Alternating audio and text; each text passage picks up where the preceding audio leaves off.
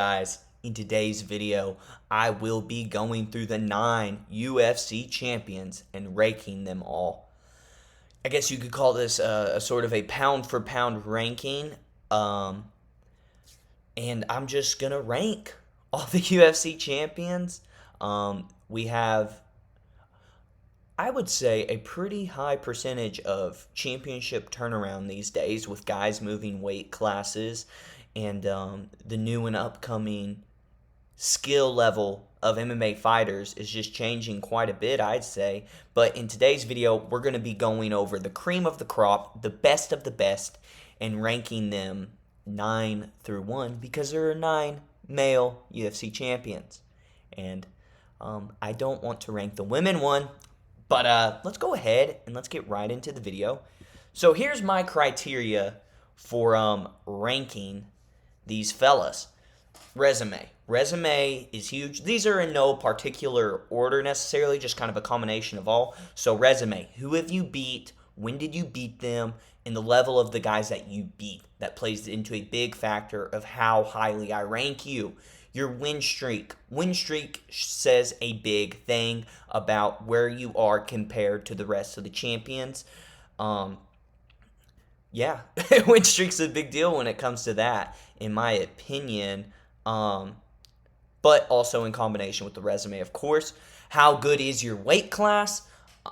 We all know there, of course, especially the lighter weight classes there is a quite bigger pool of high-level competition for those guys. So if you are able to be champion of that said weight class, that is much more tougher. Like we know, 135 is a lot harder to become champion than 265. So that plays into a big factor. Skill level in general, just how good are you compared to the rest of the champions, skill level wise.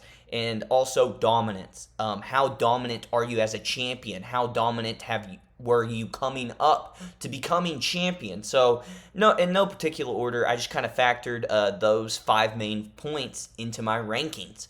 So, let's go ahead and start off with number 9, which is Jack Della Maddalena. I really didn't want to put JDM this low.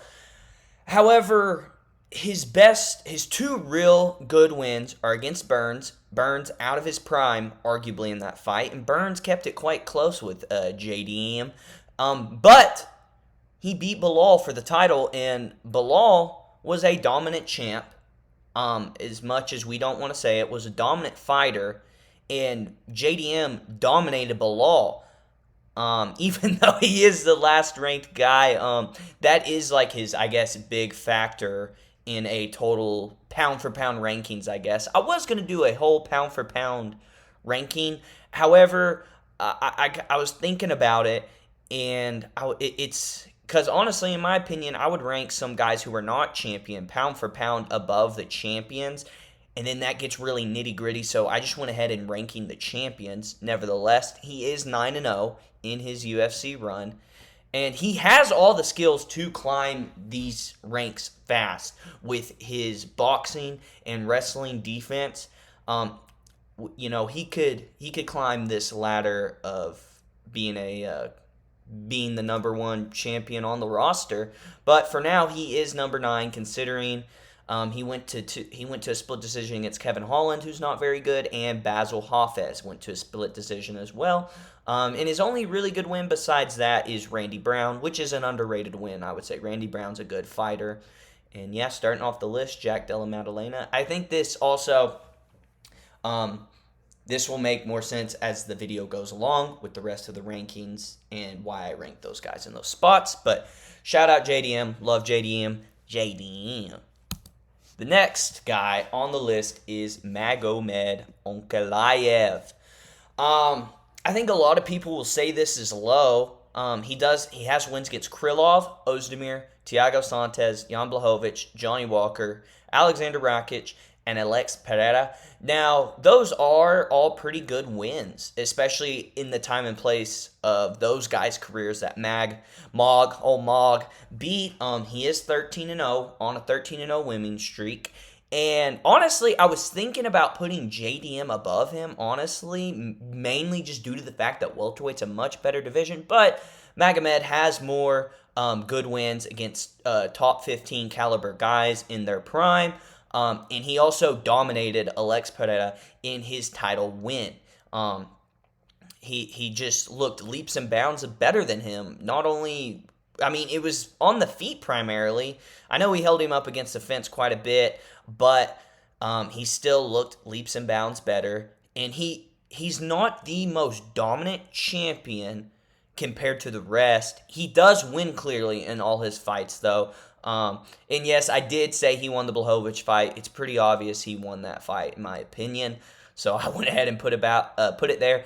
And he is leaps and bounds above the rest of the contenders. Just his hand speed on the feet, combined with his pretty good wrestling game.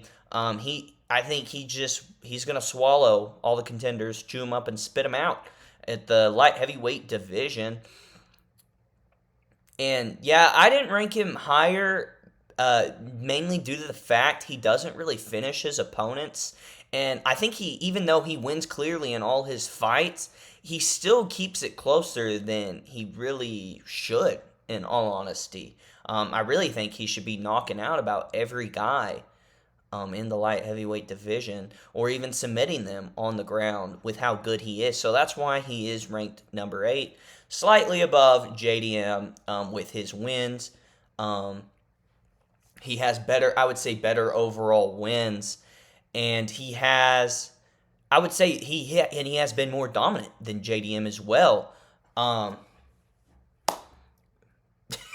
Gosh dang, I get nervous sometimes. He's been more dominant. He's clearly won all his fights. No really close calls. Like with JDM, we've had a couple split decisions in between that run to the title. So yeah, Mog at 8. At number 7, we have Tom Aspinall. I believe the UFC rankings have JDM and Mog above Tom Aspinall, but I put Tom Aspinall above those two, not necessarily because of the competition, because his best wins are Spivak, Tybura, not the best of fighters, not horrible. Blades, a good win. Volkov, a good win. Pavlovich, a good win.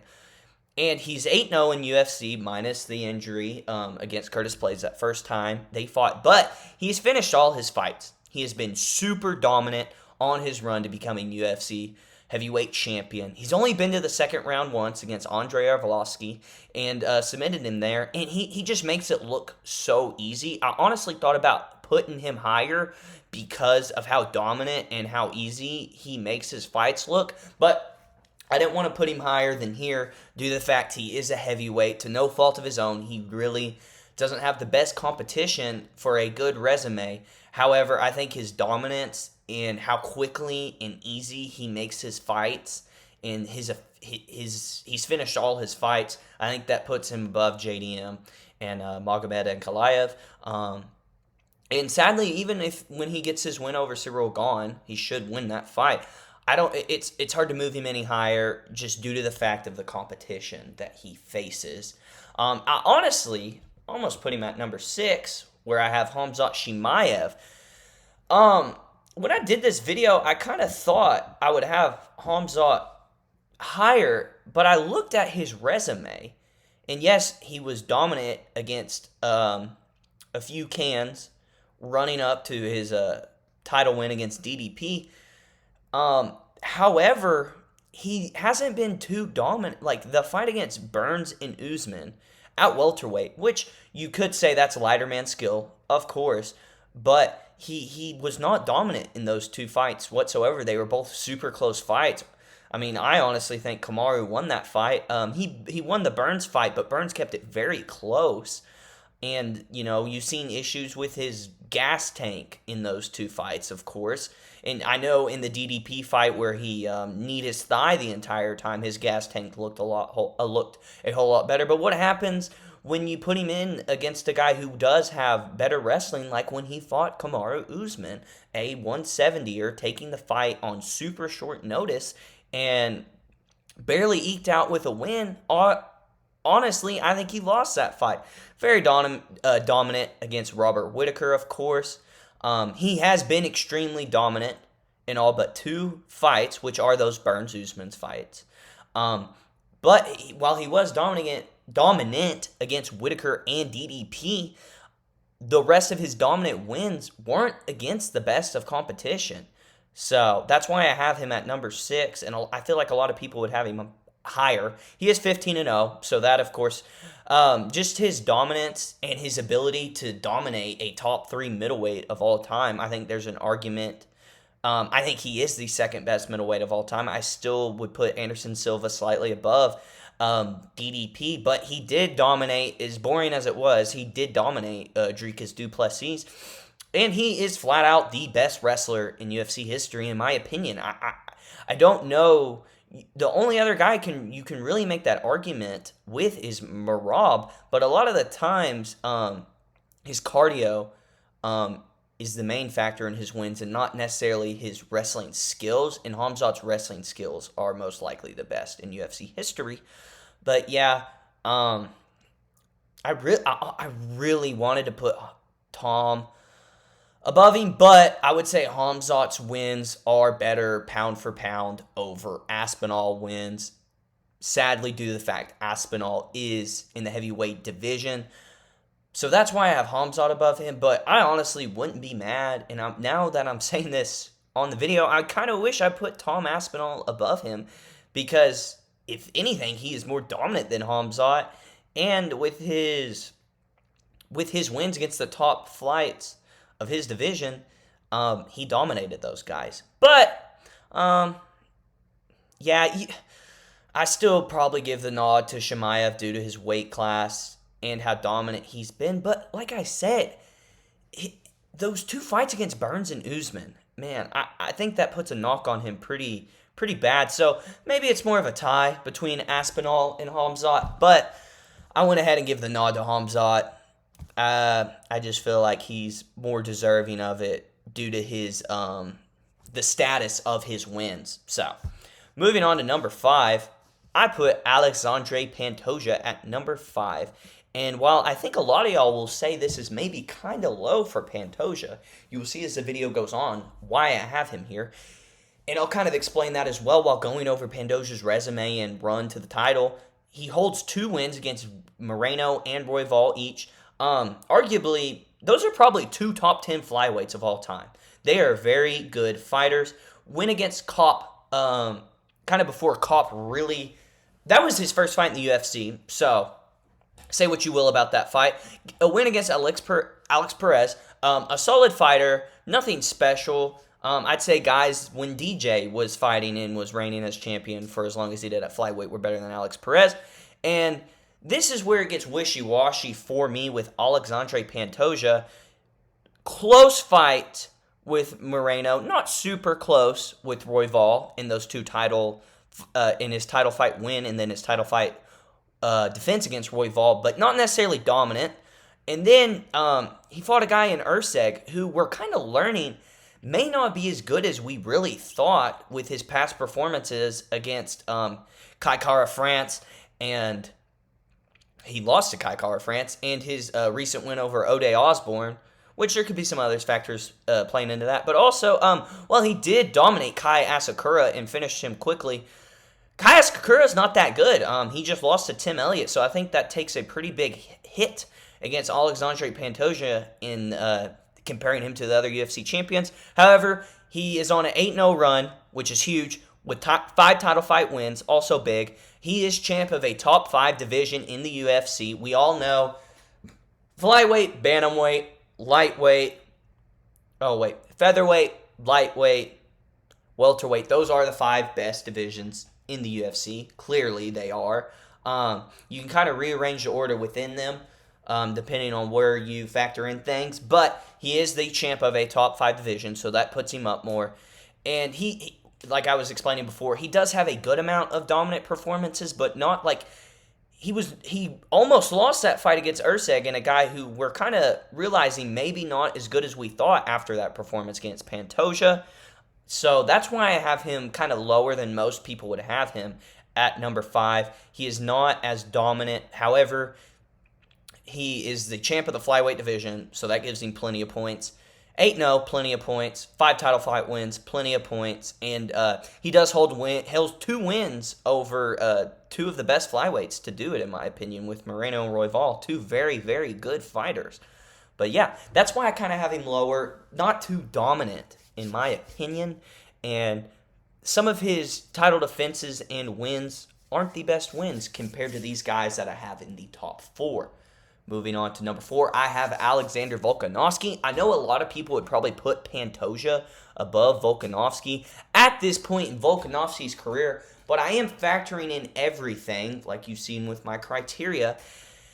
And I think when I know some of these fights were a little bit ago, like the wins against Mendez, Aldo, Holloway. Holloway 3 times is a huge deal. That is a huge deal compared to these other champs. Beating what was considered the best featherweight of all time, your division's best guy, you beat him 3 times. The second fight was close. That was really, in his wins, that was really his only close fight. He was very dominant in his title defenses, especially against Ortega, Korean Zombie, Yair Rodriguez, and Diego Lopez. And I do think, I meant to put this on here, but him coming back after losing the title to Topuria and being knocked out by Makhachev, and beating a young gun like Diego Lopez as dominant and as easy as he made it look, besides the couple of times he did get rocked towards the end. But besides that, man, he was by far the better fighter that night. He is 13-3 in the UFC. His only 3 losses are to Islam Makachev, which I do think Makachev won that first fight, but it was very close. Up a weight division against one of the best fighters to ever do it. Someone higher than him on this pound-for-pound list, on this champion ranking list. And the other guy he lost to in his featherweight title defense was Topuria, which is someone who has been amazing, and we'll get into Topuria and Makachev later, of course. But he is 7-1 in featherweight title fights, which is a huge deal. It'd be one thing if that loss was against someone not as good as Ilya, and then after that, Volk didn't come back and win the championship, but he did.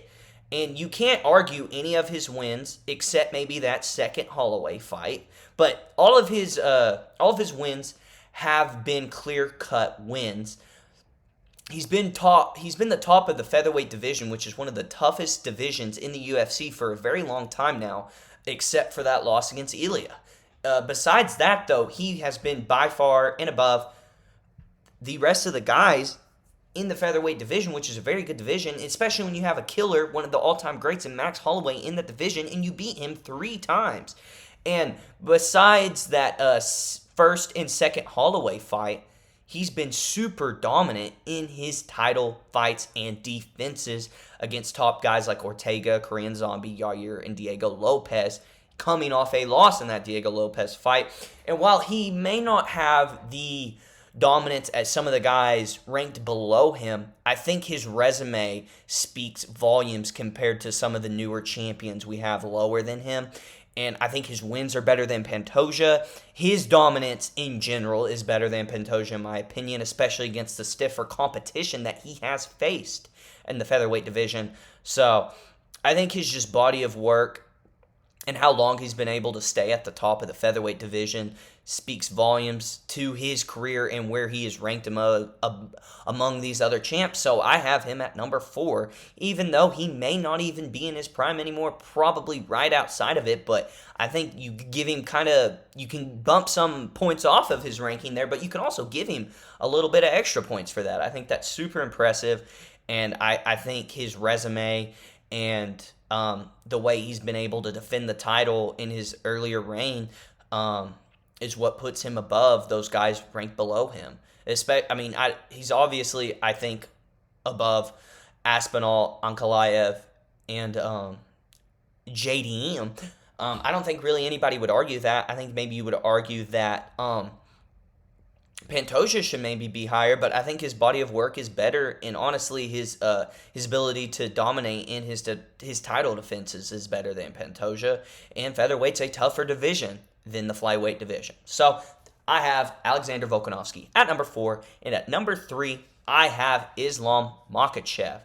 The UFC has him number 2, and I think a lot of people would say he should be number 1 or number 2, but I'm going to give you my case on why he shouldn't be, and he clearly is number 3 right now.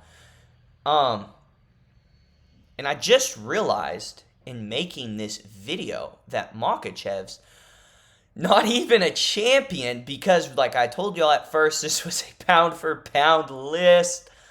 But it's fine. It's still okay. We're ranking the champions in Makachev, but I think it's also, I think just in perspective of the whole video, I think Makachev is necessary for this video, and also where the pound for pound rankings are, and amongst the champs, I think he deserves to be in the conversation, because if he didn't move up to welterweight, he would be in this video either way. So gosh dang, I just realized that. Like I said, it's supposed to be pound for pound, but I realized it would be too nitty gritty to really get into pound for pound, because like I think you put Max Holloway above guys like Magomed and JDM, and then I think you can get really nitty gritty in there with guys like Saruki and Oliveira, with their like some of those guys' body of work in those lower weight divisions compared to the champions of the higher weight classes. I think it gets too nitty gritty, so I decided to do it like this. Nevertheless, we're gonna pretend like this error was never made, and this is just fine what I'm doing right now. But I have number 3. I have Islam Makachev. And here's why. On an insane win streak, only one loss in his career. It was early in his UFC career. You know, that's dismissible for sure. And here, his resume, in my opinion, is a little overblown. Wins against Arman, early in career, still a great win, but is not as highly valued as a win over Arman right now. A win over Hooker. Why can't I remember his... I'm going insane. Dan Hooker. Oh my gosh. I forgot his first name for a second. Went over Hooker. Beat Charles Oliveira at Charles Oliveira's peak. So that's his first like really good win. A win over Volkanovski the first time. A very good win. Very close fight though. Very close fight. Beats Volt the second time by head kick knockout. On short notice, so you know you can kind of throw some things in there to make that win not mean as much, and I think that is fair. Nevertheless, though, a very dominant knockout. And these two is why I have him ranked at number 3. Poirier. He beat Poirier with a bum hip. Poirier with a bum hip out of his prime. And Poirier kept that reasonably close for a guy in Makhachev who should have really gone out there and dominated that fight. So I think that kind of bumps him down compared to the two guys I have ranked above him. Y'all can guess who that is. And then the win over Renato Moicano, no fault of Islam's that Arman pulled out of that fight. Can't stand Arman. But that's just not the best win, man. Moicano coming off a loss against Beneil Dariush, who a lot of people were calling Dariush washed. Moicano's best win over a guy in BSD who's not that highly ranked. So that's not the best win. He was very dominant. Still not the best win, though. But he has finished all his title fights except for that first Volk fight, which is understandable, fighting against at the time, the number 1 pound-for-pound fighter in the world. 145ers have very good luck coming up to 155 as well. And also, he dominated in a tough weight class in the lightweight division. In my opinion, probably the 3rd toughest weight class behind number 1 for me is bantamweight, number 2 is 145 featherweight. But his body of work, as much as people like to glaze Makachev, and I think Makachev's a great fighter, no doubt about that, it's not as good as you think it would be. And I think the fact he wasn't able to like really impose his will against Dustin Poirier in those circumstances that he fought him, I think kind of bumps him down compared to the two guys that are above him in this list. But nevertheless, Makachev by far should be ranked above the guys below him. For sure, top 3 in this list, no doubt. But these next 2 guys have a better case for ranking the champions of the UFC right now. So let's get into number 2. I have Merab Dvalishvili at number 2, above Islam Makachev. Maybe hot take, but I think Merab has a better resume than Islam Makachev. He dominated Marlon Moraes, Jose Aldo, Piotr Jan, and Henry Cejudo and Sean O'Malley twice. I mean, that is already a crazy good resume. Only had one somewhat close fight against Umar Nurmagomedov, who's very good, but he won that fight 4-1. Not necessarily a dominant performance by any means, but he won that fight pretty clearly. He's not slowing down whatsoever. He's only getting better. He only had 2 losses to start the UFC run and has not lost a fight since then and has dominated every single one of those fights except for that Umar fight, even though he won clearly. And he is the king of the best division in the UFC. And I think just his combination of his almost all of his fights except one being such dominant performances against very stiff competition, and that competition, it's the best division in the UFC. I think you can even argue to put him at number 1. I think I have a better argument for who I put number 1. Y'all can guess at this point. But man, that is I think that is a crazy resume. And I think when you look at, compare him to Islam, I think it's only fair you put Merab above him. I think it is clearly justified with how much more he's dominated a stiffer level of competition. Just his dominance in his wins is insane. Should have been champion even earlier. Fights in the best division in the UFC and dominates all of his opponents. And yeah, I think he's clearly number 2. Wouldn't be mad at you if you put him number 1. Merab's crazy, man. But number 1, Ilia Topuria. Now, I'm going to with my argument for Merab, I kind of almost persuaded myself that he should be number 1. However, though, here's the difference with Ilia. He's already a double champ. Champion of the second best UFC weight class first, and champion of the third best UFC weight class second. The win streak of Volk, Holloway, and Oliveira, while Merab's resume, he has more top tier guys, Topuria has knocked out 3 of probably the top 25 guys in UFC history, maybe top 20, top 15. I think that pretty much automatically puts you number 1. He knocked them out. He knocked them out cold. 3 of the best fighters in UFC history. 3 of the best UFC modern fighters in UFC history. He beat the greats of his division. The 2 best of his division, Volk and Holloway, slept them. And he looked a level above not only those 2 guys, but Charles Oliveira as well. 3 guys who are in the overall pound-for-pound rankings. Most of their career have been there. And he just looked levels above him. He has no losses. He has never lost. And he's only been in danger of losing. He's never been in danger of losing besides an early fight with Jai Herbert. Besides that one head kick that landed to his skull. Great head kick, by the way, by Jai Herbert. Imagine if he would have knocked him out there. But besides that, it's been pure dominance of knockouts. And, before he got the title shot, his win over Josh Emmett, the only reason he didn't knock him out is because Josh Emmett had a crazy chin. But he absolutely took years off of Josh Emmett's life. And he is currently running through the second best UFC division, ran through it, and is now running through the third best UFC division. And while Merab has been super dominant, he doesn't have the finishes of Ilia. And I think those 3 wins of Volk and Holloway and Oliveira just put him above Merab. And the way that Ilia is doing it with knocking out everybody, I think clearly puts him the best UFC champion currently. So guys, that's the end of this video today. I'm sorry with how I put Makachev in there, even though this is ranking the UFC champions. But I think it worked out. I think this is a good video either way. I think it's an interesting video, placing the cream of the crop and ranking them by resume and my criteria.